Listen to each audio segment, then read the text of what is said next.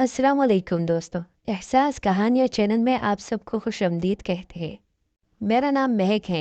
मैंने अपनी यूनिवर्सिटी की पढ़ाई मुकम्मल करने के बाद घर की तमाम जिम्मेदारियाँ संभाल ली, क्योंकि मेरे वालिदैन बूढ़े हो चुके थे और मेरा बड़ा भाई बीमार था।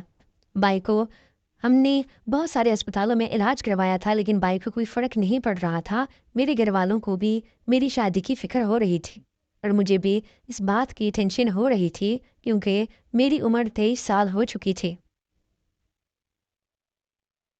और मेरे वालिद एक रिपेयरिंग का काम करते थे और वालिद को इधर से तकरीबन एक दिन का 400 से 500 रुपए तक बच जाते थे।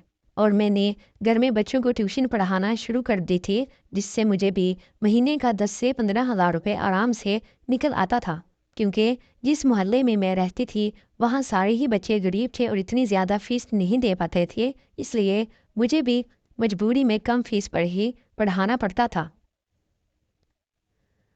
मैंने कई दफ़ा नौकरी के लिए अप्लाई किया था, लेकिन मुझे कहीं पर भी जॉब नहीं मिल रही थी, क्योंकि आजकल तो जॉब सिर्फ़ और सिर्फ़ सिफ़ारिश पर ही लोगों को मिलती है और मेरे गरीब की सिफ़ारिश भला कौन करेगा। हमारे गांव में काफ़ी ज़्यादा मसाइल चल रहे थे, पानी भी साफ़ सुथरा नहीं आता था।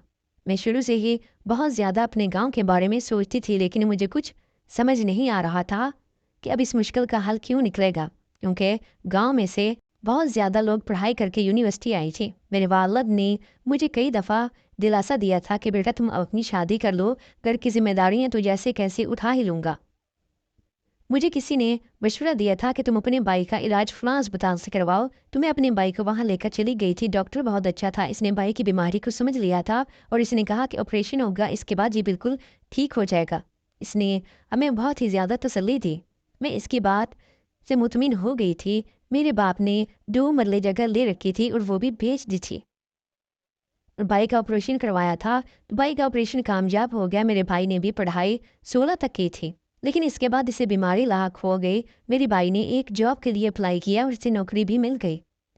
वहाँ से भाई को 50,000 रुपये तनख्वाह भी मिलने लगी थी। इस तरह हमारे घर के हालात कुछ ठीक हो गए। मेरे वालिद को 2 मरले का प्लॉट भी महसूस नहीं हुआ था। वो जब भी अपने बेटे को देखते थे तो खुश हो जाते थे, कहते थे प्लॉट क्या है, फिर आ जाएगा, बेटा तो अपने पाँव पर चलना शुरू हो गया है ना। हम सब हंसी खुशी अपनी ज़िंदगी गुजार रहे थे। अब्बा, मेरे भाई ने भी मुझे कहा था कि बहन अब तुम शादी कर लो। मैंने कहा कि मैं शादी अपनी पसंद की करूँगी, इसके अलावा मैं हरगिज़ भी शादी नहीं करूँगी। तो मेरे भाई ने कहा कि कोई मसला नहीं है, तुमने हमारी इतनी जिम्मेदारियाँ उठाई हैं, अब मेरी बारी है ये एहसानात चुकाने की। मैंने उसे कहा कि ऐसी कोई बात नहीं, कोई एहसान वगैरह नहीं है। अब मेरे बड़े भाई हो, आप ठीक हो गए हो ना, मेरे लिए बस यही काफ़ी है। इसीलिए मैं एक लड़का गांव का जिसका नाम इमरान था,